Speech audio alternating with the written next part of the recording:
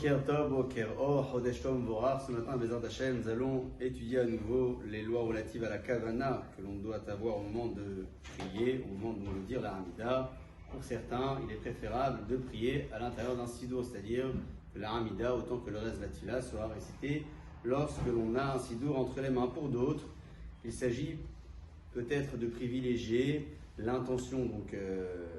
profonde, et ce n'est pas nécessaire donc pour autant d'avoir un sidour devant soi pendant la tfila, en tout cas pour ce genre de personnes qui estiment être capables d'avoir une bonne kavana pendant la tfila sans avoir un sidour devant elle. Il est sûr et certain que lorsque l'on est comme un jour de Rosh Chodesh par exemple, où il y a une mention spécifique dans la Hamida, Ya'aleh V'Yavo, ou à d'autres occasions, que l'ensemble des avis s'accorderont pour dire qu'il est préférable de prier à l'intérieur d'un sidour pour ne pas oublier de dire la mention de Ya'aleh V'Yavo, puisque oublier de dire Ya'aleh V'Yavo, c'est devoir reprendre donc la Hamida à terme. Voilà pourquoi, en dehors de ces jours, comme le jour de Rosh Chodesh, les avis divergent, tout dépend de la tendance et tout dépend de la kavana et de l'intention de chacun. Pour avoir une bonne kavana, il existe différentes solutions. Une première indication est citée ici, c'est de s'arrêter entre chaque beracha et de penser même un court instant au sujet de la bracha suivante.